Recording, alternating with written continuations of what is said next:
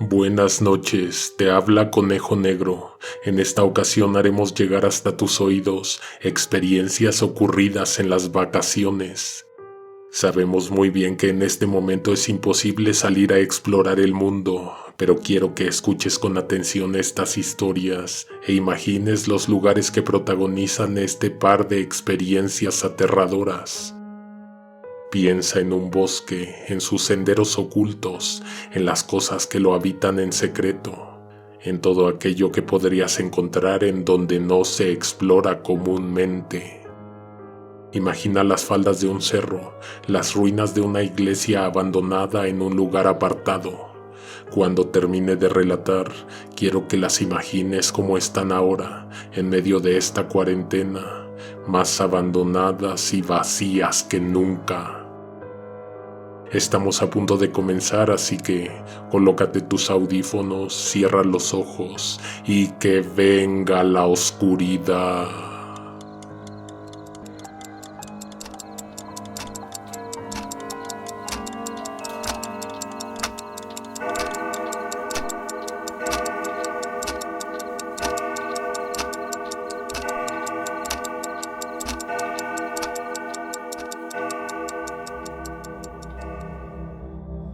Uno.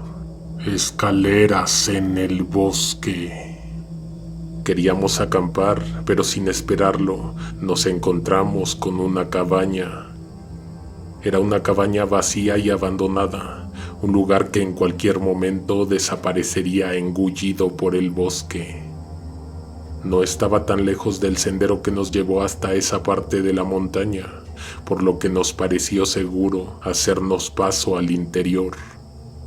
Sorprendentemente solo era necesario barrer el polvo y arrancar unas cuantas hierbas que habían trepado por las paredes de la cabaña. Con las hojas verdes de una rama fresca recién cortada, sacudimos el piso y sacamos la tierra. En menos de una hora, el lugar quedó habitable y bastante cómodo. Era el último fin de semana de agosto del 98. Lo recuerdo bien porque hicimos el plan para subir la montaña con motivo de mi cumpleaños. También porque tengo anotado todo lo que nos sucedió en esa excursión, por si algún día se presentaba la oportunidad de contarlo con detalles. Llegué acompañado por los chicos del grupo de senderismo de la universidad, por mi novia, que ahora es mi esposa, su hermano, y en el camino se unieron Alicia y su hermana.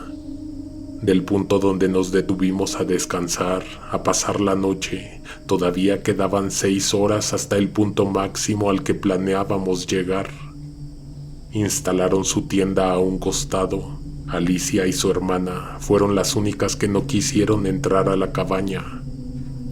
Estuvimos alrededor del fuego hasta que oscureció por completo, momento preciso en el que mi novia comenzó a servir la comida en platos de plástico. Alicia y su hermana se alejaron del grupo cuando todavía había luz en el cielo. Traían una cámara fotográfica de rollo y se veían entusiasmadas con la vista que nos regaló esa tarde, un sol bastante rojizo. Tomaron fotografías y se fueron alejando hasta que desaparecieron de nuestra vista. Al momento de servir la comida, fue evidente para todos que hacían falta las compañeras. Contando, habían pasado 6 horas desde que se alejaron del campamento. Los chicos del grupo de senderismo, todos eran primos, de la misma edad, no más de 25 años. Uno de ellos entró a la cabaña y salió con una lámpara. Dejó su plato intacto recargado sobre su mochila y se acercó a las profundidades del bosque en la misma dirección en la que vimos a las muchachas partir. No se alejó lo suficiente, pero estuvo gritando y agitando la luz. Sin embargo, de ningún lado aparecieron señales de Alicia o de su hermana. Acabamos de comer apresuradamente. Mi novia se quedó limpiando, levantando, guardando y recogiendo. Los demás, haciendo uso de las enseñanzas para sobrevivir en el bosque, nos alejamos de la cabaña en busca de las chicas. Estuvimos gritando sus nombres, revisando barrancas, iluminando los sitios más oscuros del bosque por poco más de 1 hora, hasta que el hermano de mi novia las encontró. Estaban en lo alto de un árbol, en una peligrosa rama a unos 6 o 7 metros de altura. No las hubiera visto de no ser por una señal en un árbol, por el extraño objeto que encontró ante el grueso tronco. Había una escalera de madera, hecha con palos, con ramas y amarrada con delgadas cuerdas. La escalera no tenía suficientes peldaños como para que Alicia y su hermana hubieran podido ayudarse de ella para subir. A lo mucho tendría 2 metros de altura. Sinceramente era inexplicable cómo llegaron de un punto a otro más alto. Alrededor de ese árbol había muchas otras escaleras más, recargadas en troncos delgados, en árboles altos. Algunas escaleras tenían más peldaños que otras, pero ninguna era lo suficientemente grande como para poder alcanzar la altura a la que estaban las muchachas. En el rescate gastamos varias horas que habíamos destinado a descansar. Alicia y su hermana no estaban cooperando lo suficiente para que las pudiéramos bajar. Cuando estuvieron a salvo, entendimos la razón. Estaban más que asustadas. No eran capaces de articular alguna frase coherente, balbuceaban. En toda la noche no nos pudieron decir cómo habían llegado ahí. Caminamos de vuelta a la cabaña. Íbamos en caravana, cuidándonos los unos a los otros, escuchando ruidos, pisadas, ramas quebradas. Definitivamente parecía que alguien nos venía siguiendo. Lo más aterrador era que, lo que sea que nos estuviera acechando o vigilando, no necesitaba de la luz para moverse a lo largo del bosque. Lo que nuestros ojos veían solo era 1 o 2 metros adelante de nosotros. La oscuridad era tal entre la infinidad de frondosos árboles que ni la luna se atrevía a asomarse por entre las hojas. Al llegar al campamento, encontramos la cabaña en penumbras. No había ni una sola luz encendida. La fogata se había extinguido, pero cerca de ella encontramos algo que nos quitó el aliento. Alrededor de esta había varios animales. No estaban vivos, no se movían, además guardaban extrañas posturas. Mis compañeros alumbraron la escena. Se trataba de animales disecados. Había un par de venados, un coyote y 3 conejos. Habían sido colocados de esa manera para dar la apariencia de que bailaban alrededor del círculo, del fuego extinto que todavía exhalaba vapor de agua. Las patas de los venados tocaban ligeramente las del coyote que se encontraba entre ellos. Los conejos estaban sentados, con las patas delanteras levantadas y con los ojos miraban hacia el centro del círculo. Había bastantes hilos, alambres, tiras delgadas de madera, diversos artilugios que mantenían a aquellos animales polvosos y aterradores en 2 patas, congelados en una sola posición, como cuando tomas una foto en la oscuridad. Di un trago amargo y simultáneamente sentí que me escurría un hilo de sudor frío por la espalda. Todos estábamos asustados, nadie del grupo decía nada coherente, nadie sabía qué estaba ocurriendo. El segundo gran susto me lo llevé segundos después de ver la danza de los hórridos animales disecados. Había dejado sola a mi novia. Horas después parecía no haber nadie en la cabaña ni en los alrededores. Antes de entrar a la choza, vimos otra escalera. Esta se encontraba recargada en la fachada de la pequeña casa de madera. Al igual que las otras escaleras que vimos en el interior del espeso bosque, esta no llegaba tan alto como para poder subir al techo. Desde ahí nos miraba Fanny, mi novia. Estaba sentada, balanceando sus piernas que le colgaban del borde, como si la enorme fascinación por el espectáculo que tenía a sus pies alrededor de la fogata la tuviera hipnotizada. Le apuntamos con la linterna, intentando evitar deslumbrarla, pero ella no nos miraba a nosotros. Parecía estar dormida, pero con los ojos abiertos. Con muchas dificultades logramos que descendiera.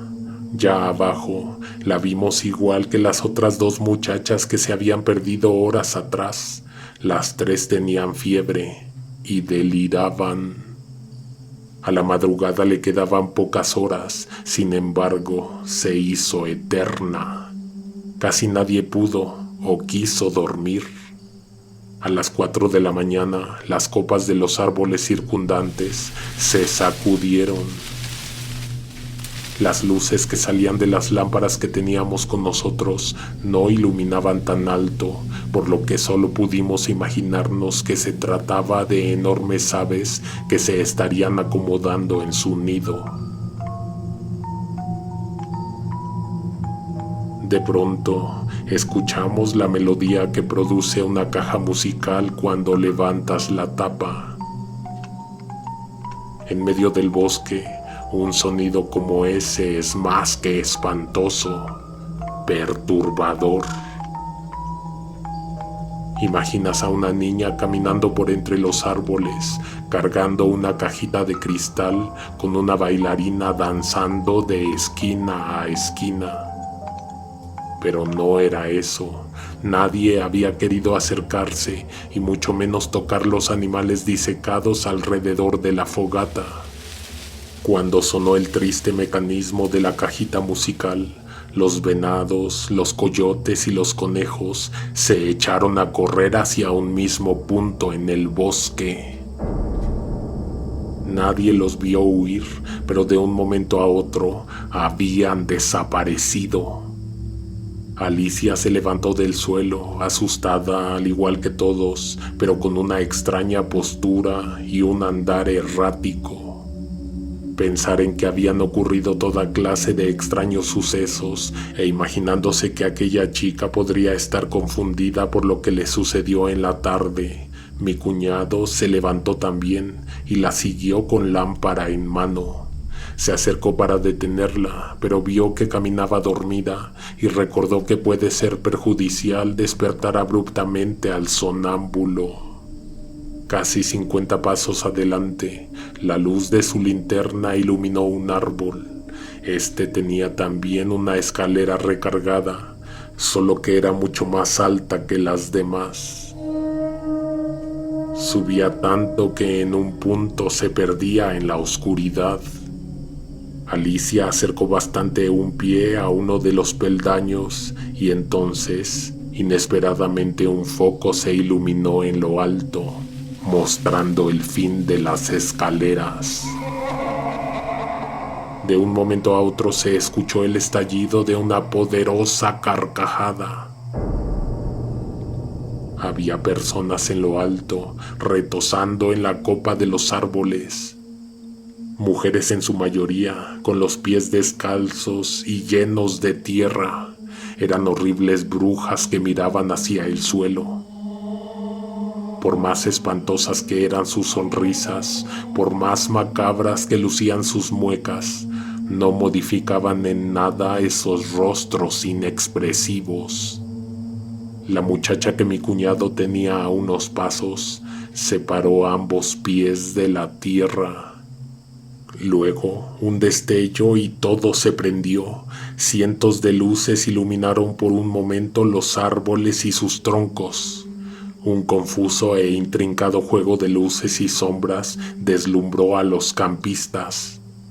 Los árboles crujieron simultáneamente. Además del poderoso estallido, nosotros también vimos el destello desde la cabaña. Nos levantamos asustados porque la luz se hizo momentáneamente tan intensa que pensamos que algo había explotado en el bosque. Sorprendidos y nerviosos, nos pusimos de pie para averiguar qué había sucedido. De nuevo había oscuridad, pero en nuestras retinas se había quedado grabado el destello.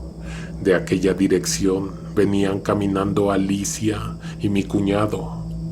Ella se veía relajada y tranquila. El hermano de mi novia tenía el rostro pálido y le temblaban las piernas. Las palabras no le alcanzaban para describir lo que había visto, y la chica simplemente no tenía nada que decir. Actuaba como si nada hubiese ocurrido. Cuando amaneció, mi novia empezó a sentirse mejor, también la hermana de Alicia. Después de lo vivido la noche anterior, decidimos bajar en lugar de subir, no solo porque estábamos cansados, sino porque seguíamos asustados.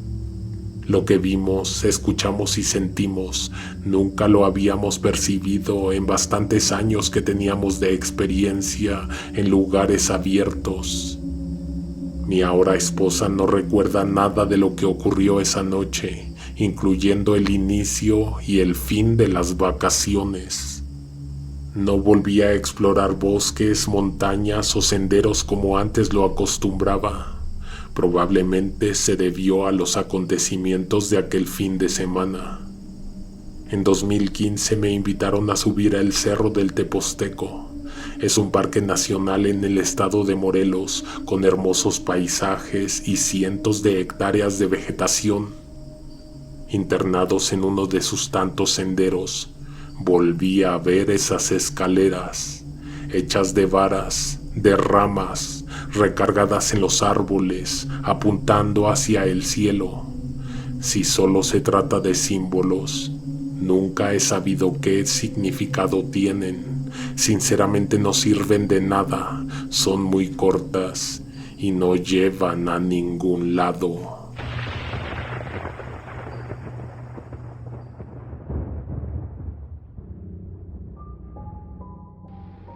2. Las ruinas. No tiene mucho que sucedió y todavía lo recuerdo a la perfección. Salimos de la ciudad, tomamos la carretera, pasamos a comer a una colorida fonda a la orilla del camino. Antes de continuar, dimos una vuelta a los demás puestos para estirar las piernas y bajar la comida.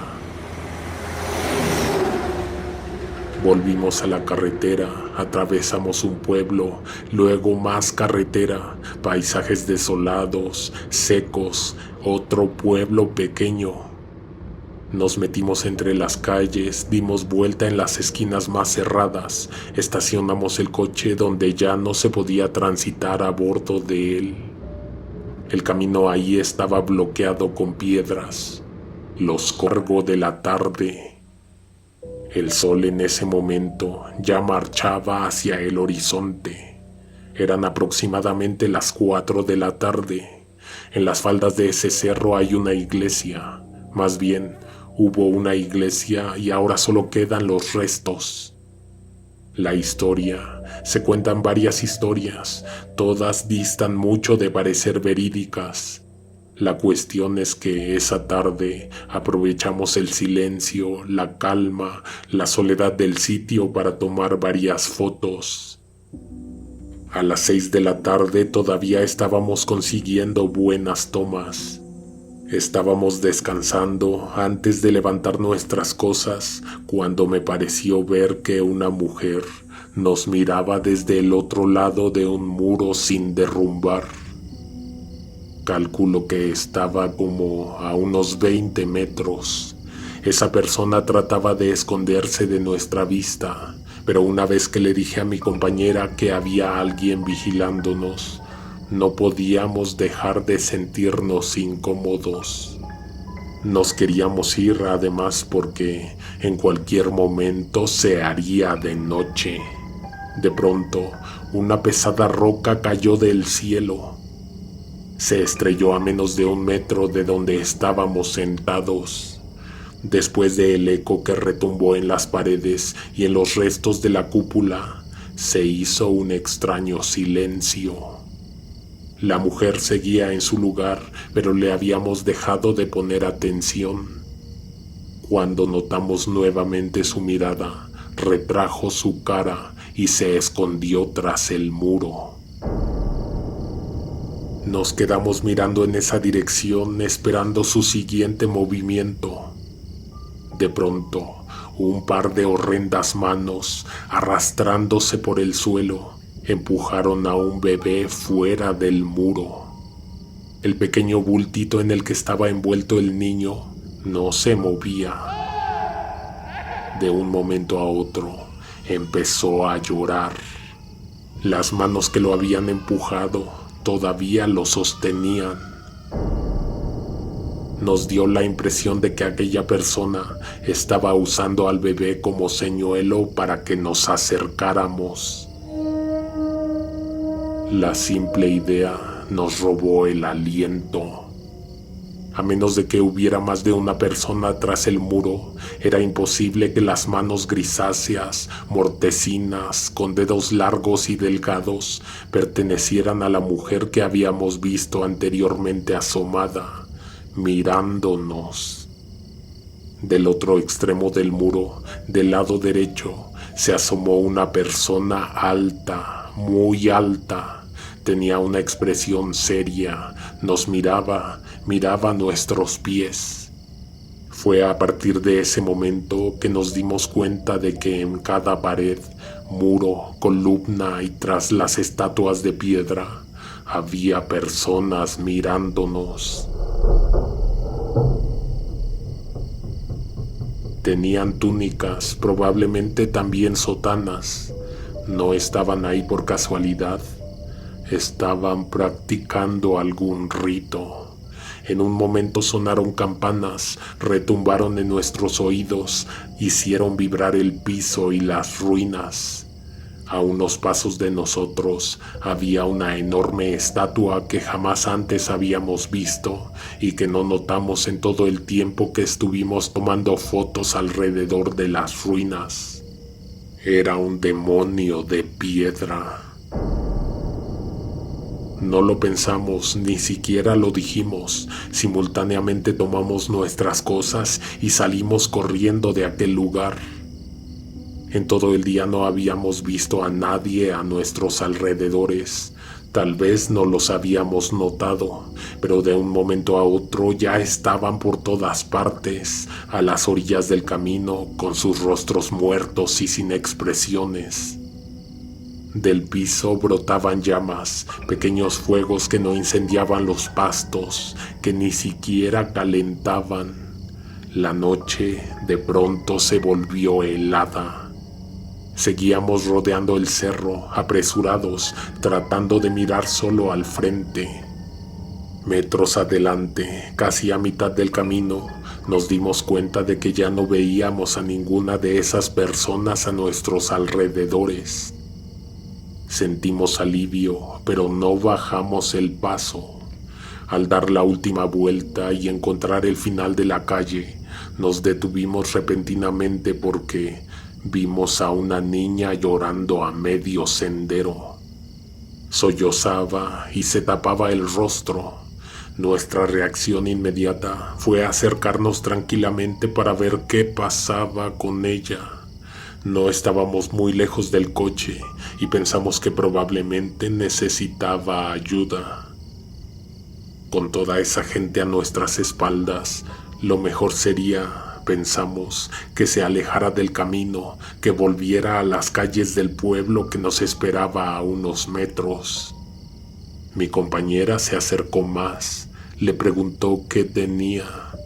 Estuvo a punto de tomarla amablemente del brazo cuando la pequeña se descubrió el rostro.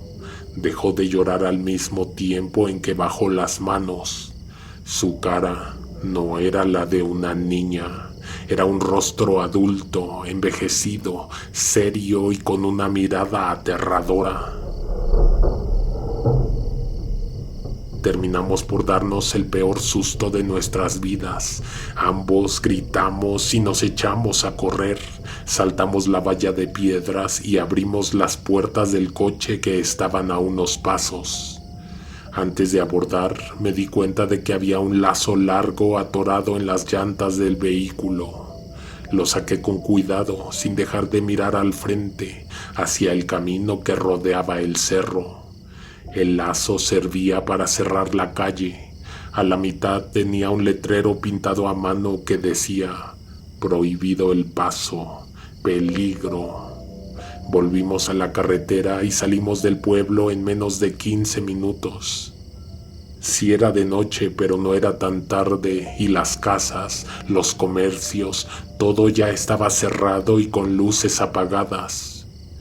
Nos quedamos para siempre con la duda de lo que había pasado en ese lugar, de dónde salieron esas personas y qué sabía la gente de ese pueblo de lo que sucedía en las ruinas después de cierta hora. Si tú sabes algo, te pido que nos cuentes. Sucedió en el estado de Puebla, en México. ¿Alguna vez has pensado en todos esos lugares abandonados, en lo que sucede cuando nadie mira? Seguro a espaldas de tu casa hay algo parecido, en la reserva donde sueles ir de día de campo, en el cerro cuando visitas a tus tías, cerca de la carretera que usas diariamente.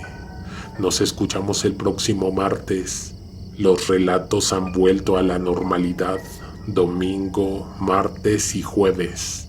Te dejo unas recomendaciones y nos escuchamos en unos segundos. Alguien te observa en la oscuridad.